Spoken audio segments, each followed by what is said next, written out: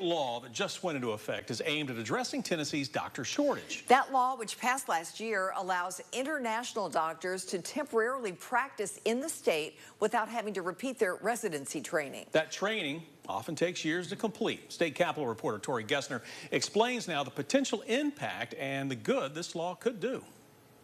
Tennessee's prescription for a healthier future starts with more doctors.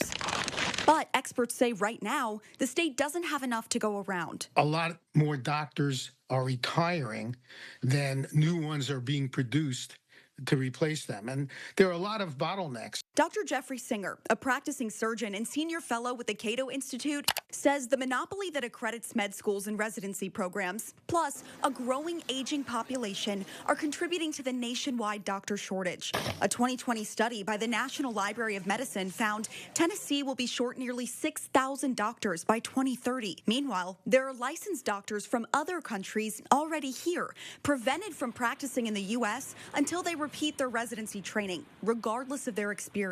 They want to be around the health field because this is what they train for and this is what they love to do, but they don't have the time or resources to go do it all over again. Why are we letting this talent, go to waste? In a quest to find a cure, Tennessee Representative and Dr. Sabi Kumar sponsored legislation last year allowing international doctors to temporarily practice in the state without having to repeat their residency training. These are qualified physicians who have proven their competency by serving in an approved medical institution as well as taken the exams. After 2 years of supervision under a hospital with an accredited residency program, they can get their unrestricted license. Tennessee became the first state to pass this kind of law in 2023.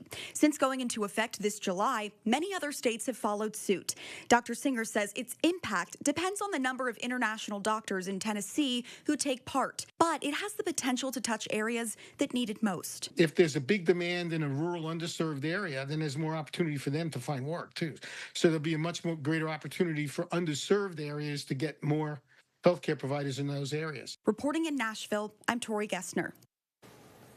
Now, the law requires those international doctors to be licensed, of course, and in good standing with that licensing board. It also requires them to have practiced for at least 3 out of the past 5 years, be U.S. citizens, fluent in English, and there are other requirements.